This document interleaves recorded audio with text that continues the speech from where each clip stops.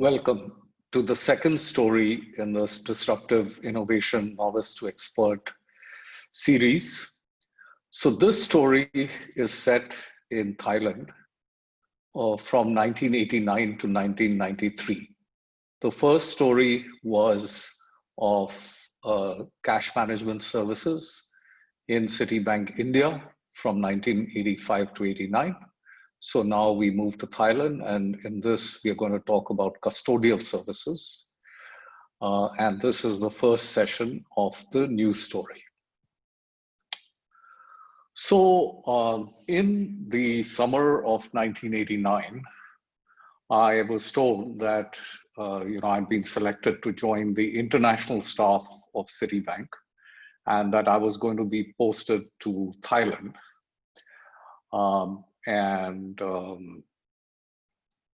That this was a great opportunity for me. But I was a little taken aback because I had wanted to remain in India. And unlike most people, I didn't know much about the international staff. It was not something that I necessarily aspired to.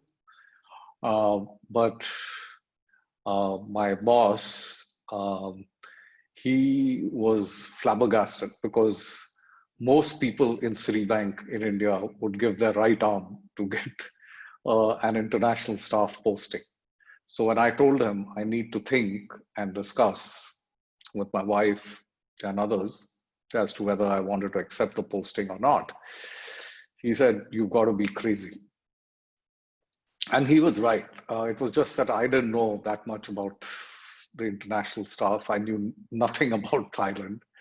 I'd never been there. And this was not the time of the internet, so that you could easily find out much.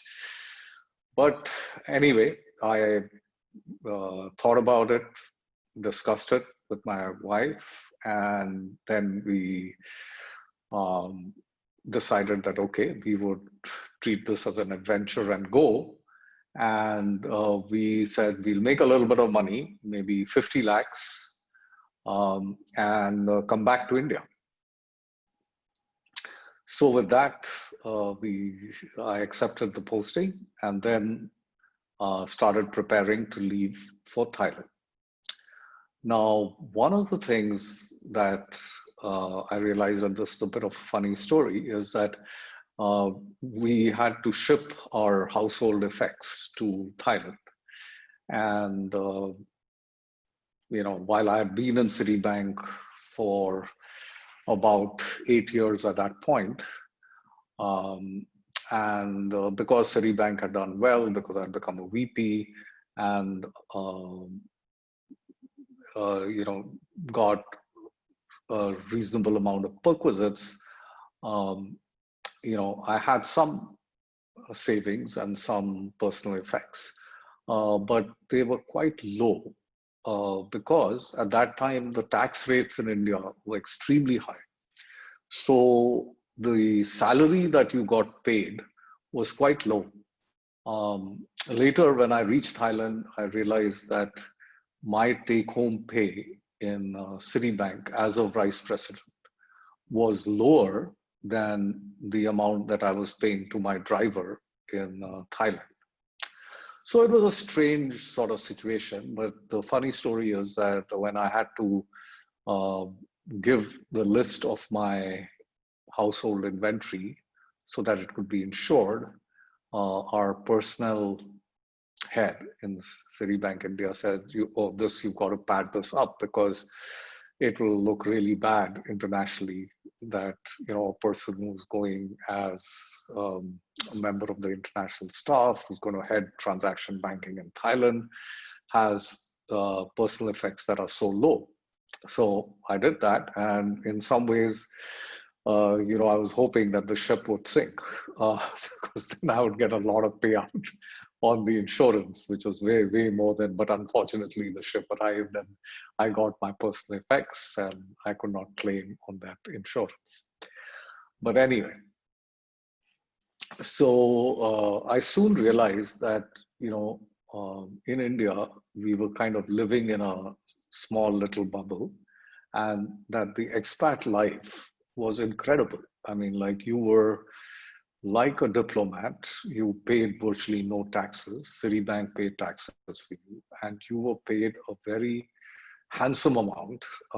And you had all kinds of allowances, like the cost of living allowance, a hardship allowance, and so on and so forth. So, and you lived in style. I mean, like the apartment that I had in Thailand was huge, and the building had a swimming pool and a squash court, which, like in 1989, was quite incredible. So, I sort of got the benefits of being posted on the international staff, enjoying an expat life without really aspiring for it. So what was I doing in Thailand? So Thailand for Citibank was a relatively new country, and they had set up a branch there maybe 3 or 4 years before I showed up. And I was heading what was called the transaction banking business. So here we were selling to corporates or institutions. And the three divisions were cash management, of course, which I knew a lot about since I used to head that business in India.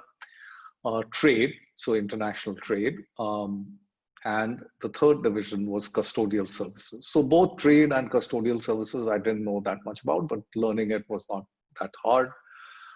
So it was a new branch, a new country, and it was quite challenging to settle down because, at that time in Thailand, there was just one channel on TV, which was in English. Everything else was in Thai.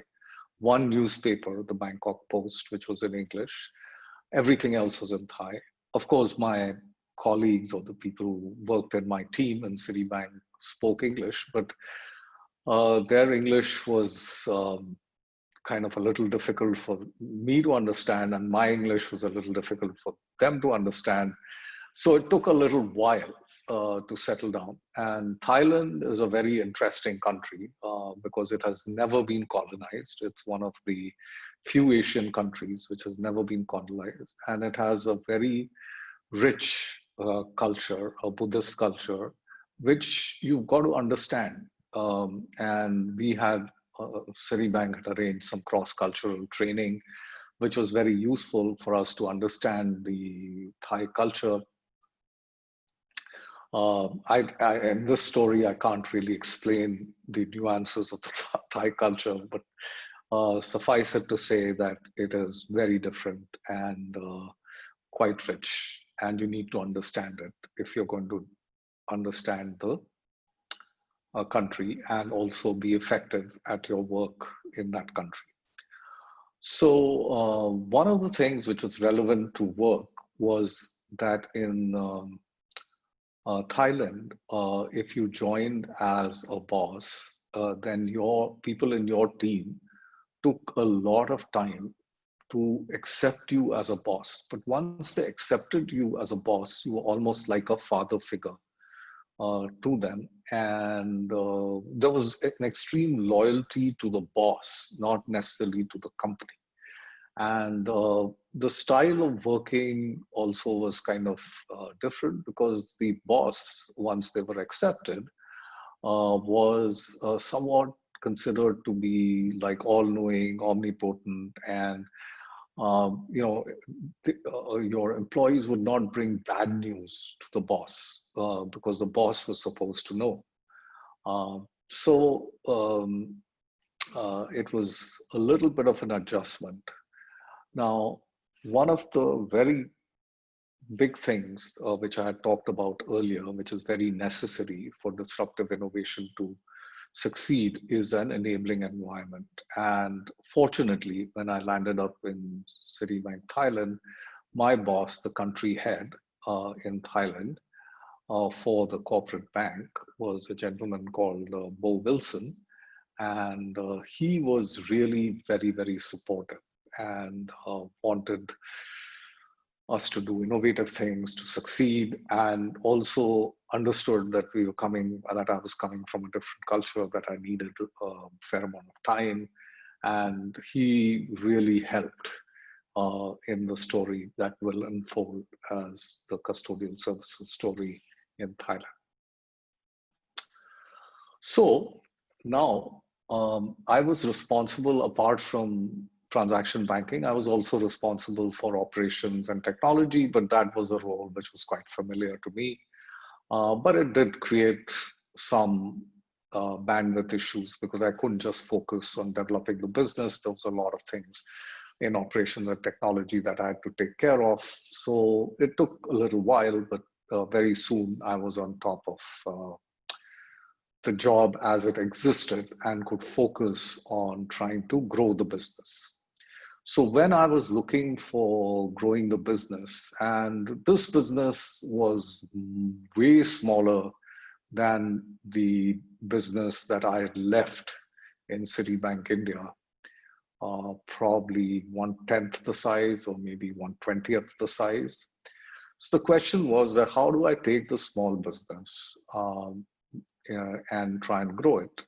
Now, the candidates there were cash management, which obviously I knew very well, trade, and Thailand did a fair amount of international trade. So these were definitely candidates, but I soon found that in cash management, unlike India, which is a large country and there were needs all across the country, Thailand was a fairly small country and most of the economic activity was centered around Bangkok. So there was very little that could be done except introduce a little bit of a smart kind of current account, which we did, which enabled people to make a little more money on their current account if they kept the current account with us as opposed to with another bank. So of course we launched it, but again, the banks in Thailand were not that slow and they picked those innovations up, and it was very difficult to differentiate yourself. So I discarded cash management as a disruptive innovation opportunity that could scale in Thailand. I did that painfully because it was something that I was very familiar with. But I soon realized, and I think this is an important lesson to learn, that you can't just be wedded to what you know, and you have to look at the environment and see whether it would work or not.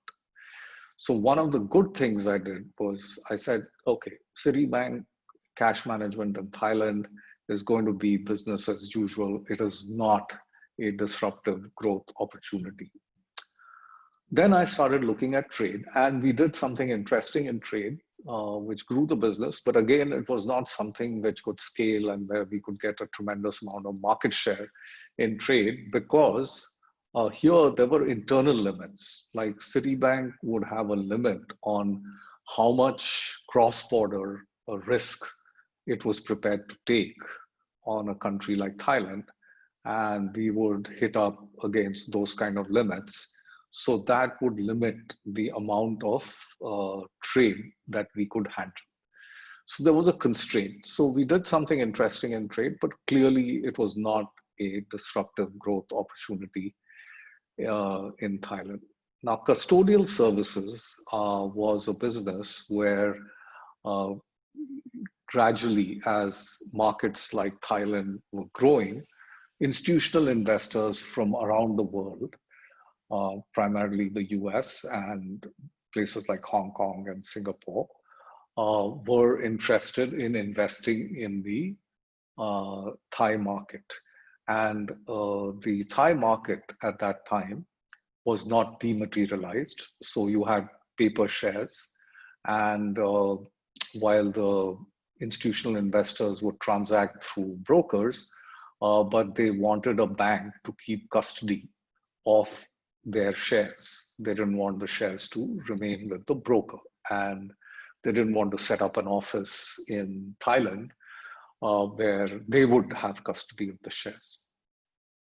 So that essentially was the custodial services business. So we'll stop the first session of the story here, and I will tell you how I happen to zero in as on custodial services as a disruptive growth opportunity for Citibank in Thailand, and how we actually made that happen. Thank you very much for listening to me.